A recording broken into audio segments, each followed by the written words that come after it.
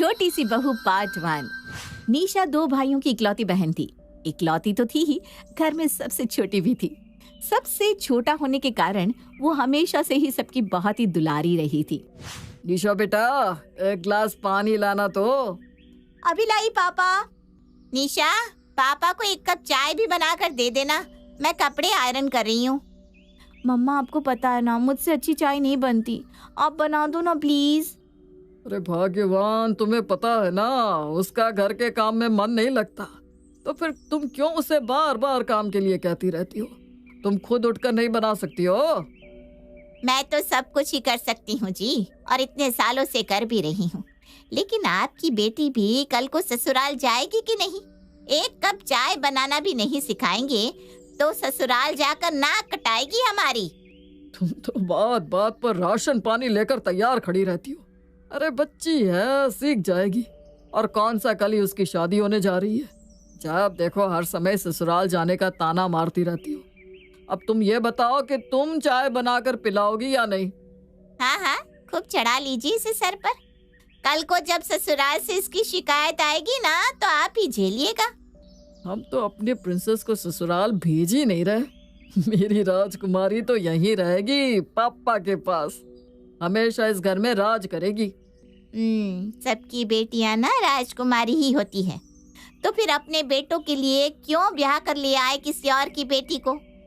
और मुझे किस लिए ब्याह कर लाए थे? मैं क्या राजकुमारी नहीं थी अपने घर वालों के लिए? मेरी तो जिंदगी बीत गई इस घर में सबकी फरमाइश पूरी करते करते। मुझे तो एक भी दिन आपने राजकुमारी या रानी होने का सुख नहीं दिया।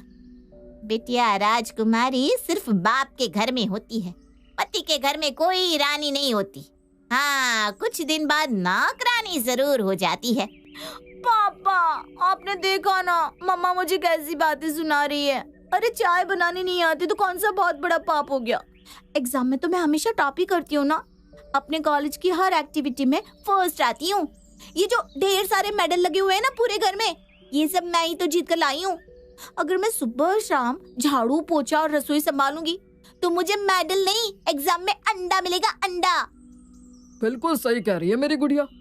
देखो भाग्यवान, मैं ये नहीं कह रहा कि बेटी को काम नहीं सिखाना चाहिए, लेकिन तुम इस तरह से उसके ऊपर दबाव तो मत डालो। समय आने पर सब जिम्मेदार हो जाते हैं। जब जिम्मेदारियां पड़ेंगी तो वो भी सब कुछ सीख जाएगी। और मेरी बिटिया कोई मंद बुद्धि थोड़ी ना है, हर काम में टॉपर है, तो खाना बनाना उसके लिए कौन सा मुश्किल काम है। 2 दिन में सब कुछ सीख जाएगी। अभी उसके खेलने कूदने के दिन है, एंजॉय कर लेने दो उसको। ठीक है, मुझे क्या। कुछ दिन बाद, अरे निशा बेटा, ये तुम्हारा हॉस्टल नहीं घर है। और ये कैसे कपड़े पहने हैं तुमने?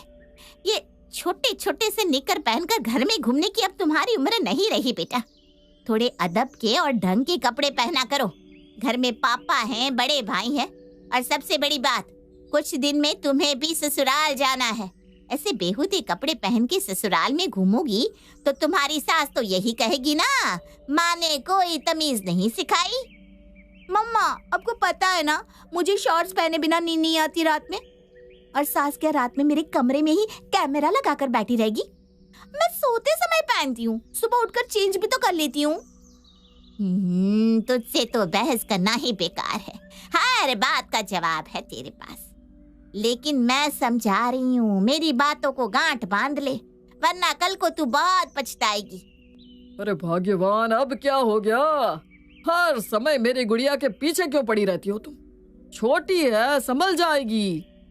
थक गई हूँ मैं आपका ये छोटी छोटी सुनकर। 21 साल की हो गई है आपकी बेटी। 21 साल की लड़कियाँ क्या 1 कप चाय बनाना भी नहीं जानती? बिल्कुल दूध पीती बच्ची बनाकर रखा हुआ है आपने इसको। जब बाप को ही समझ में नहीं आ रहा तो बेटी को क्या समझ में आएगा? 21 साल में मैं 2 बच्चों की माँ बन गई थी और पूरे घर की जिम्मेदारी संभाल ली थी। और एक ये लड़की जो अभी खुद को ही नहीं संभाल पा रही। कुछ दिन बाद, निशा बेटा, बुआ जी के यहाँ शादी में चलना है, तुम्हें अपने लिए जो लेना है खरीद लो बेटा। नहीं, मैं शादी में नहीं जा रही, आप दोनों भाभियों को ले जाओ। बेटा, भाभी तो जाएंगी ही, लेकिन तुम्हें जाने में क्या दिक्कत है? और तुम यहाँ अकेले क्या करोगी? मम्मी, मैं रिश्तेदारों के साथ बहुत बोर हो जाती हूँ। सबको नमस्ते नमस्ते कर करके ना मेरा दिमाग खराब हो जाता है। ऊपर से अपनी पसंद के कपड़े भी नहीं पहन सकती। थोड़ा सा भी स्टाइलिश कपड़े पहन लो तो बुआ जी और ताई जी घूर घूर कर देखने लगते हैं। मुझे उन लोगों के साथ अच्छा नहीं लगता। अब जाओ प्लीज। बेटा आज तुम मायके में हो, मायके के रिश्तेदारों से ही तुम्हें इतनी दिक्कत हो रही है, ससुराल में सबके साथ कैसे निभाओगी? बेटा दुनियादारी सीखना भी बहुत जरूरी काम होता है। अभी भी समय है, अपनी आदतों में सुधार लाओ। अब अगर तुमने लड़की बनकर दुनिया में जन्म लिया है तो ये सच तो कोई टाल नहीं सकता बेटा कि तुम्हें कल को किसी के घर की बहू बनना है। बेटी की 100 गलतियां माफ होती है, लेकिन बहू की एक गलती भी ससुराल वाले बर्दाश्त नहीं कर पाते। अपने पापा और भैया को ही देख लो ना। चाहे तेरे पापा हो या भैया, दोनों ही तुझे बहुत लाड प्यार से रखते हैं, लेकिन तूने देखा है तेरे भैया तेरी भाभी के साथ किस तरह से व्यवहार करते हैं? बच्चे हो या घर के काम सब तेरी भाभी ही करती है ना। भैया तो अपनी खुशी से बहू का हाथ भी नहीं बटाना चाहता।